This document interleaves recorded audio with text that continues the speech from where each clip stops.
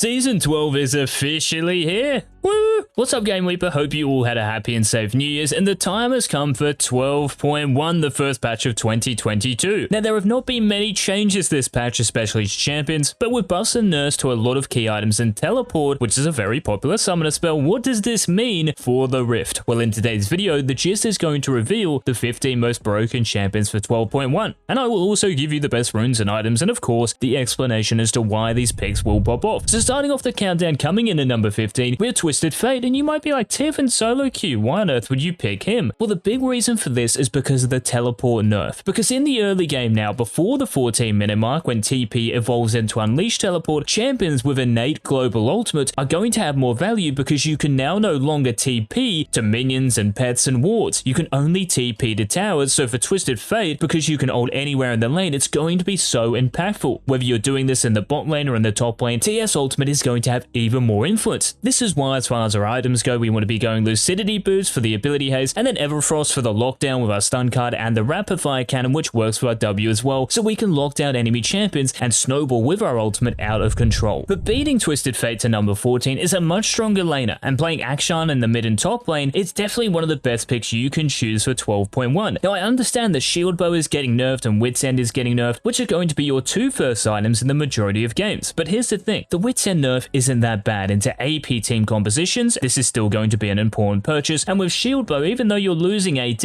and the shield is also going to be smaller, the fact you're getting the bonus attack damage when the shield pops means that you actually have more AD than other champions going Gale Force or Kraken Slayer, so it's still going to be viable, and the shield is still going to be big enough to give you the survivability you need during those fights. This is still the reason why we're going to be running Shield Bash in our runes, and with Bone Plating and Press the Attack and our passive, it gives us so much trading potential in the mid lane, so lots of champions just cannot deal with our trading potential, and also the wave clear we have with our Q. And just a little tip for Akshan as well, it's really important to understand that if you're into melee champions, you really want to be maxing your Q for the poke this is going to give you, and this will be what you do most of the time in the top lane. But if you're in the mid lane against ranged champions, maxing your heroic swing first, so your E is actually going to give you the most dividends, because these champions are typically squishier and you can do a lot of damage once you get in their grill. But one support who's going to outperform both Twisted Fate and Akshan is coming in at number 13, and this is Lulu, who is just such a good support with pretty much any AD carry and with and into pretty much any team composition. And as far as our mythic goes, Shirelius Battle Song is definitely the best mythic, mainly because of the ability haze passive. Lulu, we're all about spamming our abilities, especially our E and our W, so we can enhance our teammates to do bigger and better things, so Lulu comes in at number 13. But let's say you want to play a champion who can probably carry a game harder a bit more than Lulu, well, Rammus coming in at number 12 is an excellent choice. Now for Rammus, I know this picture is recommending Turbo Chem Tag, but Sunfire Aegis is actually the best mythic for him because you don't really need the movement speed from Chem Tag. This is one reason why we're going Ghost instead of Flash in our summoner spells, and it's also important as far as your runes go to take Alacrity because our clear speed really isn't that good. So we need the attack speed to get through our camps so we can scale into a game safely enough without getting invaded 24/7. And to be honest, because lots of people are going to pick champions like Yone, Yasuo, Zed, AD assassins and high damage dealers, Rammus, because of the armor in his kit and the scaling off armor, is just such a good cuck against these champions, and even in team fights, if you just taunt one of these guys, they are 100% going to die. So Rammus might not be the most exciting champion to pick, but he is certainly one of the most effective, as you can see in his amazing win rates. But I want us all to keep in mind that Immortal Shield Bow nerf, and maybe even the Wits End nerfs for the next pick coming in at number 11, and this is Jhin, one of the best AD carries. Now the reason Jhin is suddenly shot into this countdown is simply because Immortal Shield Bow is getting nerfed, so other AD carries who don't go Shield Bow, like Jhin, are just going to be better. Now it's still annoying playing against Vayne with lethal tempo, so you might want to ban her, but to be honest, Jhin will probably work with any team composition because of the utility he brings to team fights, and once you do get going in the late game, all you need is a Gale Force and a 4-shot to one-shot enemy squishies. Now starting off the top 10, we're heading to the mid lane and talking about one of the best win rate champs in the game at the moment, and this is Anivia. And for Anivia, because of the Archangel staff buff a couple of patches ago, so it's now just 2600 gold, it has seen Anivia improve even more, and you can see these ridiculous win rates on your screen right now. So with presence of mind, it's going to sort out our mana problem problems, and by running an attack speed shard as well, this is going to help with our pretty weak wave clear and also our harass during the laning phase. Now, what's also good for Anivia is the fact that Everfrost, since 1123 when it got buffed, so the cost went from 3200 gold to 2800 gold, it has seen Anivia dominate the mid lane in all elos, and because there are no nerfs to this champion in 12.1, she has to be considered as one of the best champs. But beating Anivia to number 9 is the second best AD carry of 12.1, and this is Draven. And even though Shield Bow is getting nerfed, it's just the fact that Draven still packs so much power. So if you want to go with Conqueror, remember the stacking is still 5 seconds, or if you want to go with Hail of Blades for a lot of early game power, or even Lethal Tempo because you know auto-attacking the enemy team because they're probably close range or melee champions, it's actually going to be doable. So the fact you have numerous keystones to choose from is definitely an advantage. And you also notice here on this page something interesting. As far as your runes, going Resolve as your secondary tree on Draven is by far the best secondary tree to choose. This is because as Draven, when you get jumped on, you are probably going to die. But the fact that we have Bone Plating makes our trading very hard to deal with, and also Unflinching, which is giving us the tenacity to actually negate the impact of the enemy's crowd control. This is going to mean that we're going to be mobile and able to deal the damage, which is why we're picking Draven in the first place. Now, coming in at number 8, we have a very similar champion to Twisted Fate, and this is Galio in the mid lane. And just like TF, because of the teleport nerf in the first 14 minutes of a game, this means that Galio, because of his ultimate, you can ult your teammates. It's going to be huge. Whether you're ulting bot lane as soon as you hit level 6, or around the dragon fights, or even top lane for the Rift Herald fights, it just gives these champions way more agency in 12.1. Now, moving on to number 7 on this countdown, we're heading back to the jungle for this one, and this is Amumu, and we're talking about Conqueror Amumu. Because the stacking is 5 seconds on Conqueror, it has become the best keystone for the Sad Mummy, and to be honest, this pick, even in high elo, has an amazing win rate despite being a champion who has skill shots, and to be honest, they're pretty easy to dodge if you have your monitor turned on. So this goes to show just how good Amumu is, and this is also why in the domination tree we're running Cheap Shot with Ravenous Hunter, because dealing more damage with the CC and healing off of this